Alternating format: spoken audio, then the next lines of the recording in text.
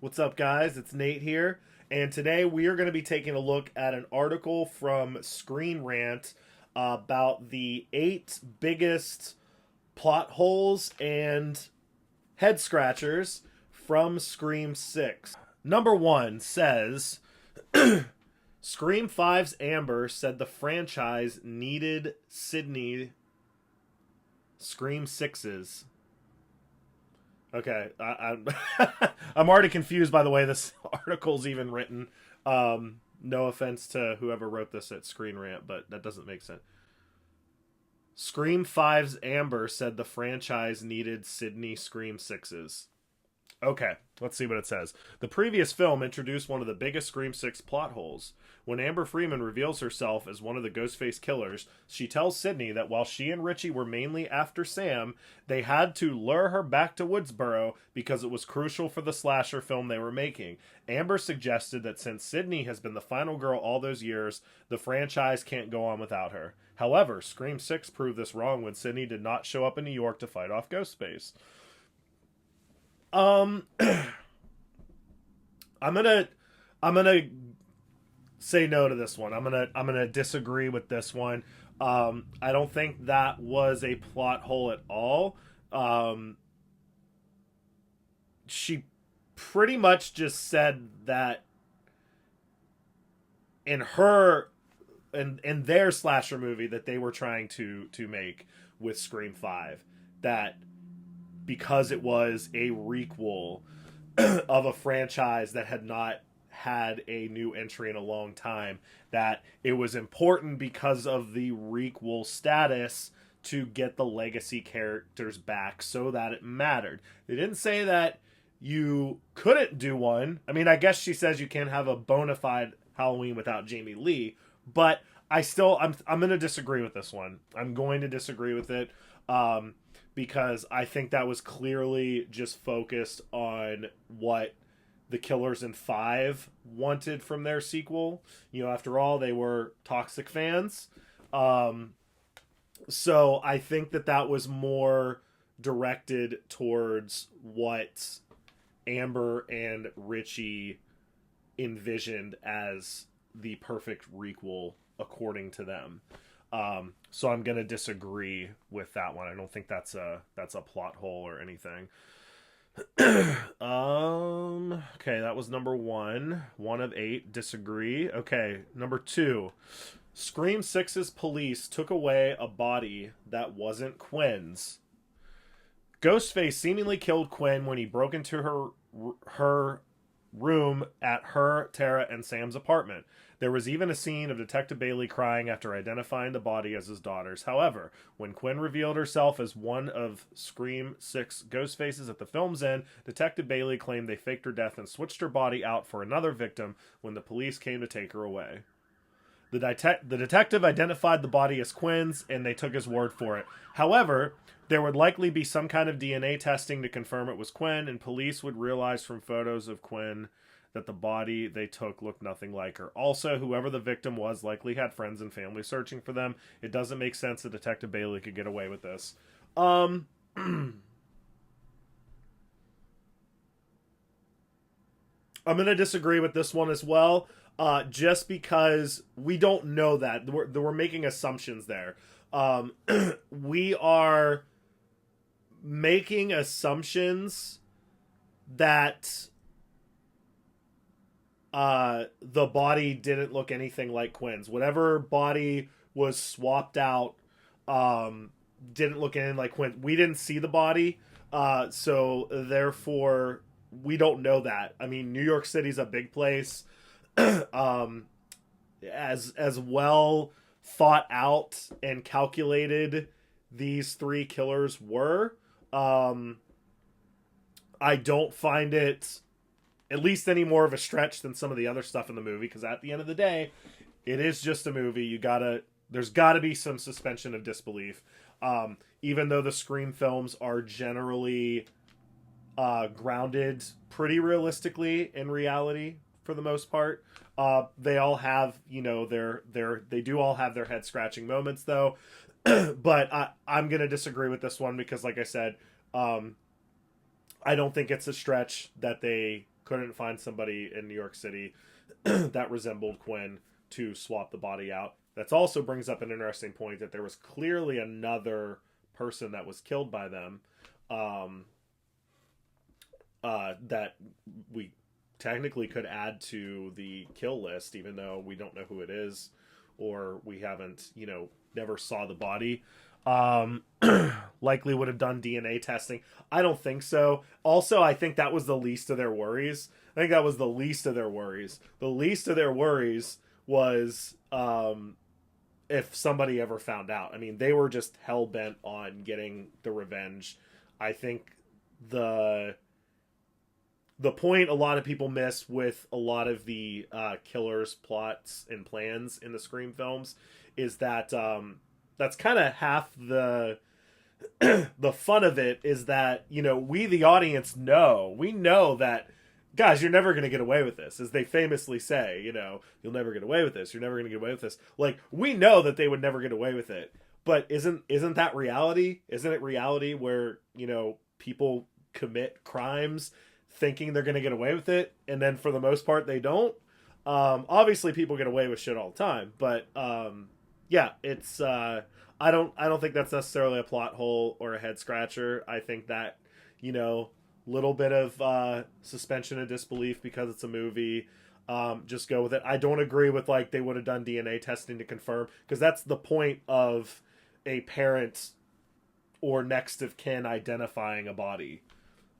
If there's no parent or next of kin and they're like, we don't know who this is, we have no idea who this dead person is, then they start we have a Jane Doe body, we don't know who it is, and we can't find a next of kin to identify the body, so now we got to do other methods and DNA and put pictures out there and stuff.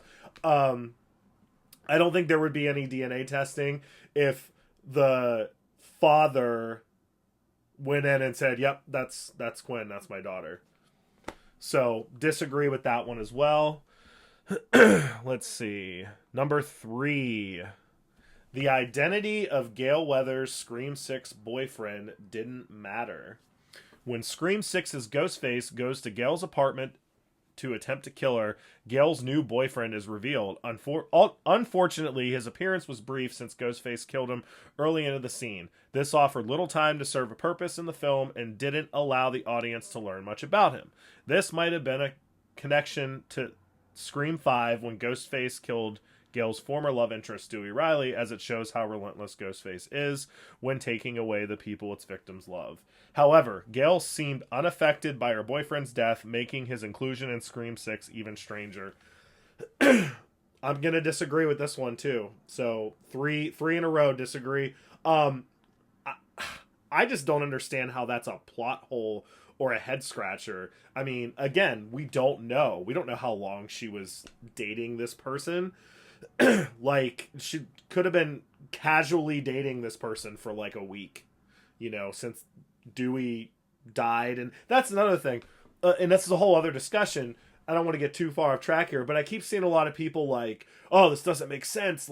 Dewey just died and she's already with someone else. It's her and people act like, I understand she still loved Dewey. That was very clear in Scream 5, but people don't understand that they're acting like him and Gale were happily married since Scream 3, and they were the most loving couple ever, and they were still together in Scream 5, and he died, and then a year later she's with someone else.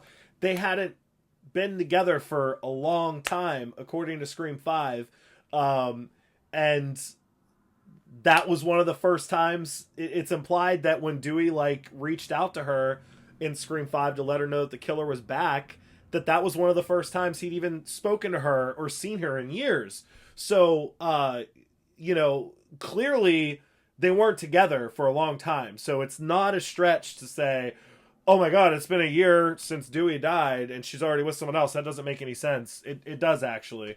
But yeah, I'm going to disagree with this one, because I don't see how that's a plot hole or a head scratcher at all. Like I said, we don't know. She could have been dating this guy for a month, for a week, and he just happened to be at her house at the wrong place at the wrong time. You know, in typical Gale fashion, like, whatever. Like, I mean, I don't know. I don't know. You guys might disagree with me, but I disagree with this one.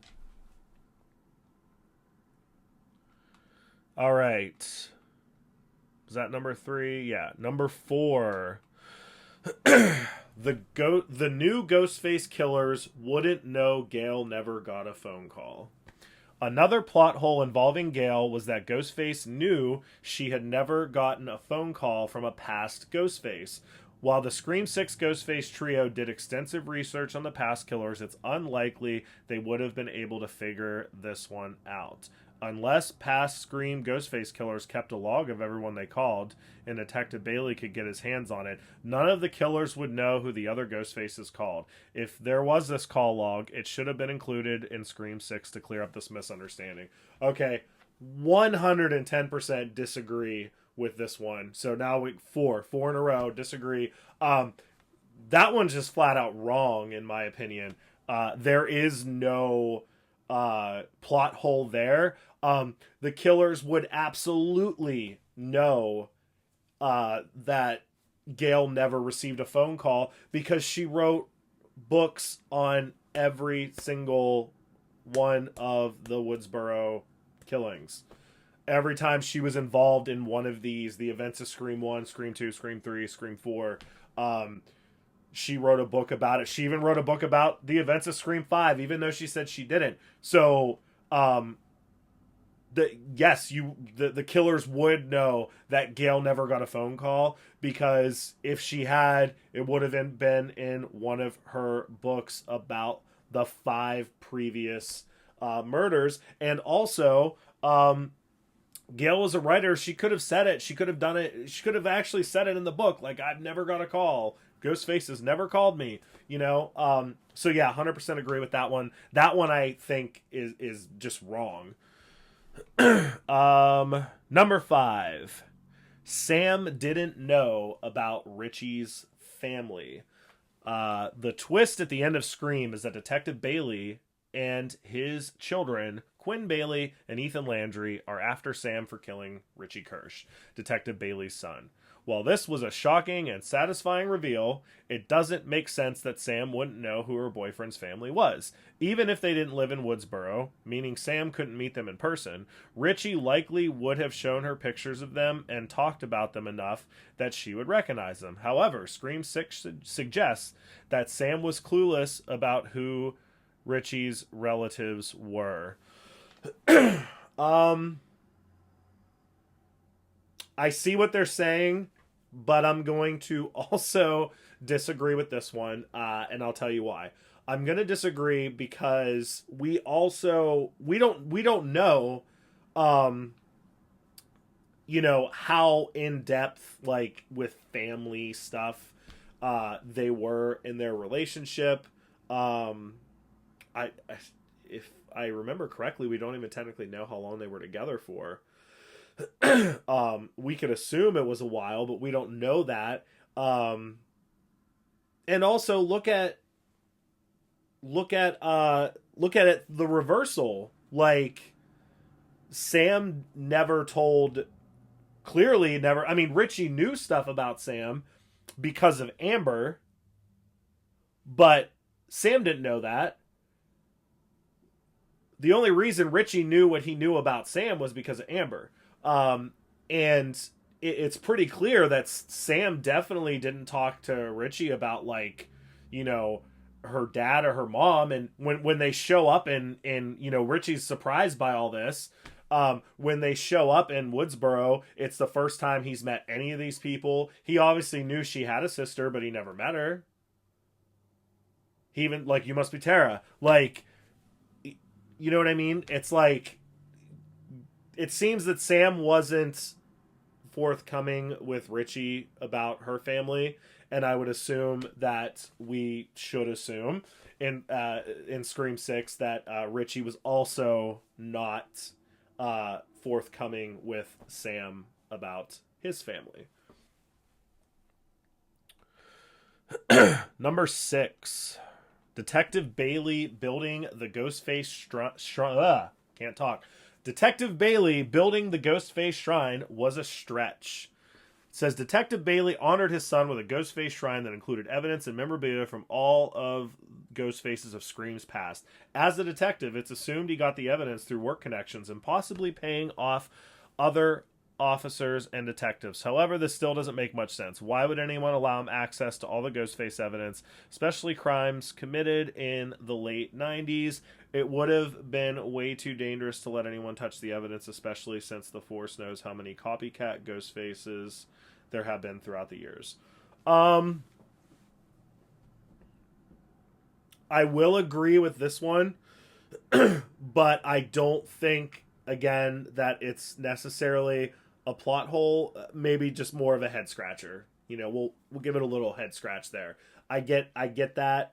You know, again, I agree with this one. I'm not gonna disagree with it. But me personally, I just sort of, again, suspension of disbelief. You have to kind of let, you know, some of that go and just tell yourself it's just a movie. You know, as Wes Craven famously said, if I wanted to make reality, I'd be doing documentaries. I'm making movies. So yeah, is it a stretch that he was able to get all this evidence and acquire these things? Yeah, for sure. I think the main point of it that wasn't focused on in the film a lot was that there is clearly a community out there of true crime collectors. And I mean, look at some of the stuff that people have, like, you know, there's people that own like Jeffrey Dahmer's like clothing and glasses and camera, and you know, somebody, a famous musician, I can't even think of his name now, he owned Ted Bundy's car that he committed murders in. Like, the car, that was evidence. He owned that car, and it still had like the locks were like ripped out so that he could lock it and they couldn't unlock it from the inside on the passenger side. Like, Trent Reznor from Nine Inch Nails owned the Sharon Tate's front door that they famously wrote the word pigs on in Sharon Tate's blood. You know, it's possible, but the amount of stuff is what makes it kind of like, I don't know that that's possible. But again, in reality, there are true crime collectors, and they do get their hands on some pretty wild stuff. And I'm sure there's stuff out there that people have in their collection that we'll never know about because they're not allowed to show it because they obtained it illegally. So again, I will agree with this one, but I can find ways in my own head to explain it. What are we on? 7. Number 7. 7 of 8. Number 7. Scream 6's stab survival logic. Scream 6 had a satisfying ending with no main or legacy characters being killed. With Dewey's Scream 5 death, killing other prominent character one film later would have been overdoing it. However, saving the main characters who were brutally stabbed wasn't the best route. Chad was so severely attacked that it seemed like a joke when he was wheeled out on a stretcher still breathing. His sister Mindy was also badly stabbed in the subway, and by the final scene, she seemed miraculously healed. If filmmakers wanted to keep all the main characters alive, they should have made their wounds less extreme. I see what they're trying to say, but I'm going to give it a disagree. Reason being is, I hate to keep using this one, suspension of disbelief, it is just a movie, but really, it's kind of reality in a way, you know, like people get stabbed one time in real life. People have been stabbed once and they're dead. And then there's people that have been stabbed like 60 times and miraculously survived. It does happen. There are people that's, you know, get attacked by like a knife, and, you know, one person gets stabbed one time and it just hits that little artery just right that one stab they're dead, but then their buddy over there took 7 stab wounds in the back and 6 in the arm and 1 in the chest and 5 in the abdomen, and they end up surviving. So it is possible. It really is. It's the same with gunshots. People get shot in the arm and die, and then there's people that have got shot in the head and lived.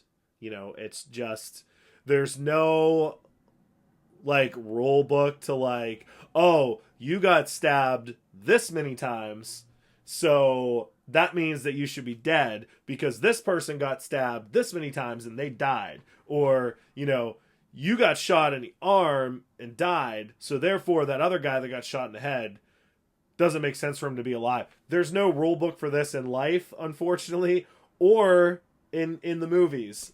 So yeah, I'm going to disagree with that one for that reason. And finally, number 8. There should have been police suspicion with Bailey's connection to Richie. If Detective Bailey's coworkers didn't know he's Richie's father, then he did an excellent job at covering up his identity. If they did know, this would have immediately connected him to the murders, and he would have been the number 1 suspect. There were so many clues throughout Scream 6 that he was the killer, including when Ghostface killed Sam's therapist quickly after she gave Detective Bailey all his information. Kirby, of all people, should have been able to pin the murders on the detective, but even she was as clueless. So this one I will agree with. So overall we got 2 out of 8 that I agree with. I disagree with 6 of them. This one I will agree with. I know there are circumstances where there's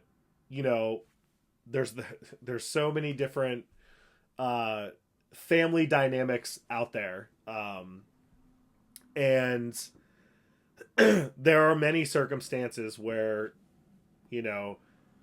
maybe it's a deadbeat dad or they have no contact. There's, divorce. There's so many things out there that can happen and dynamics. But I just haven't been able to come up with one in my head, and damn it, I've tried. I've not been able to come up with one in my head that makes sense to me in this case. I've tried. I really have, and I will still try. And maybe someday I'll come up with something where I'm like, okay, I got it, But right now, all the thinking I've done on it, because I have pondered it, I have thought of it, I just can't come up with a scenario where this guy's son commits these murders that there's clearly would have been like national news and a book was written about it and all this stuff. And nobody was like, dude, detective, that's your son. Like, I can't find a way to explain that away. I'm not saying there isn't one. Maybe the writers have an idea that they justified it. But yeah, I can't. I really can't. That's one that's one that got me. Same with like the last name things, like Richie Kirsch, and then all their last names are Bailey.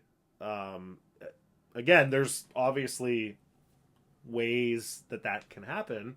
But it just all together, the way it was presented, I can't find a way to explain it in my head to make it make sense, if that makes sense. Maybe one of you have. Maybe someone out there, one of you guys watching this, has figured out, like, no, I got it. Like, this is how Detective Bailey can exist and work as a detective on a new Scream, Ghostface case without anybody knowing his connection to Richie whatsoever. Maybe somebody out there has thought of that. But, all right, guys, that's it for the video. I took a little break there for a while. We actually all got pretty sick here, Channing and I. with like flus, and there was just so much stuff going around. It's that time of year. So apologize for the almost 2 week delay between videos, but as you can tell, I'm still getting over a cough. But we're back. Basically, we're gonna be doing a lot more Scream stuff. I've got some cool stuff coming up. Some really cool videos, some exclusive reveals that you're not going to want to miss. So there's going to be a lot more coming. So as always, thank you guys. You guys are awesome. You're amazing. Thank you for watching. Thank you for subscribing and liking and commenting. You guys are awesome. So till next time, thanks for watching. Make sure to subscribe, like, and share. We really appreciate it. Thanks, guys.